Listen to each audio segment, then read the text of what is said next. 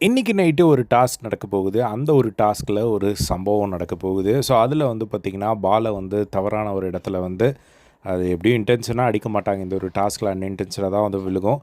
But பயங்கர ஒரு பெயின்ல வந்து துடிச்சதா வந்து நம்மளால கேள்விப்பட முடியுது.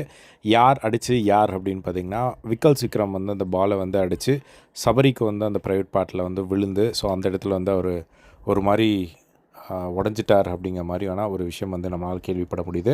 ஸோ அதுக்கப்புறமா திவ்யாவோட மூஞ்சிலையும் வந்து பால் பட்டுருச்சு அப்படிங்கிற மாதிரி வந்து சொல்கிறாங்க.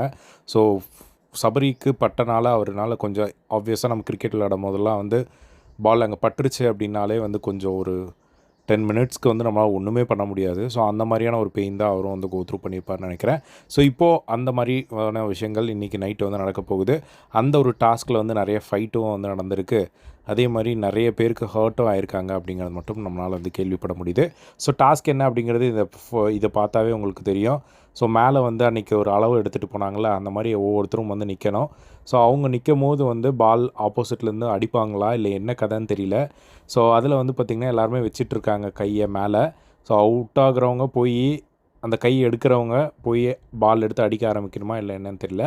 பட் இந்த ஃபோட்டோலலாம் வந்து பார்க்கும்போது நம்ம விக்கல்ஸ் விக்ரம், அதுக்கப்புறம் கானா வினோத், கம்ருதீன் இவங்க எல்லாருமே வந்து பாலை வச்சுட்டு நிற்கிறாங்க. அப்போது வந்து சபரிக்கு கரெக்டாக அங்கே அடிப்படுது. ஸோ அவர் வந்து கத்துறாரு.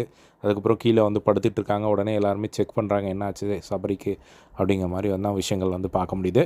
ஸோ என்னென்ன விஷயங்கள் நடங்கிறத வந்து வெயிட் பண்ணி வந்து பார்க்கலாம். ஸோ இப்போது லைவில் டிக்கெட்டு ஃபினாலோட 4th டாஸ்க் இன்னும் கொஞ்சம் நேரத்தில் தொடங்க போகுது. ஸோ அது ஸ்டார்ட் ஆனோடனே என்ன ஆகுது அப்படிங்கிறத அப்டேட் பண்ணுறேன். இதே மாதிரி எல்லாம் பிக் பாஸ் அப்படி தெரிஞ்சுக்க நம்மளோட சேனலை சப்ஸ்கிரைப் பண்ணி சப்போர்ட் பண்ணுங்கள். தேங்க்ஸ் ஃபார் வாட்சிங்.